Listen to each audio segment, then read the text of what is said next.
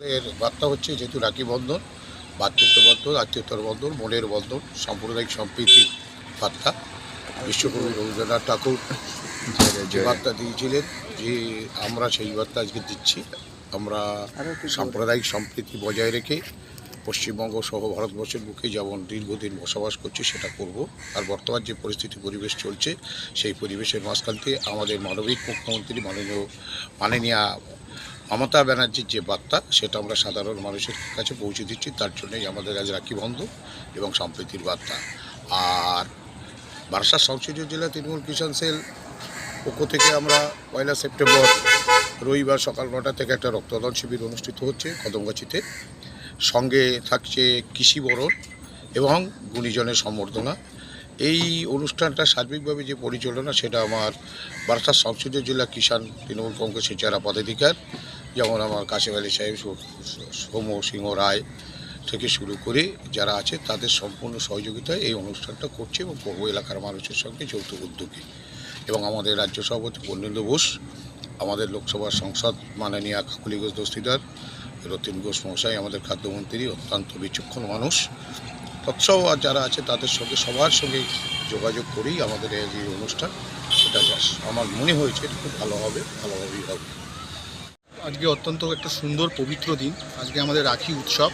এই রাখি উৎসব মূলত যে ঐতিহ্য বহন করে ভাই বোনের সম্পর্কের যে পবিত্রতা, তার একটা পবিত্র দিন আজকে। এবং এই পবিত্র দিন আমাদের কবিগুরু রবীন্দ্রনাথ ঠাকুর 1905 সালে বঙ্গভঙ্গের বিরুদ্ধে যে আন্দোলন গড়ে তুলেছিলেন, সেই আন্দোলনের একটা অবিচ্ছিন্ন অংশ ছিল যে রাখি উৎসব, সম্প্রীতির বার্তা। কারণ সেই মুহূর্তে যে ইংরেজ শাসক, তৎকালীন ইংরেজ শাসক যারা ছিলেন, তারা ভেবেছিলেন যে অভিন্ন বাংলাকে শাসন করতে তাদের পক্ষে অত্যন্ত কষ্টদায়ক হচ্ছিল।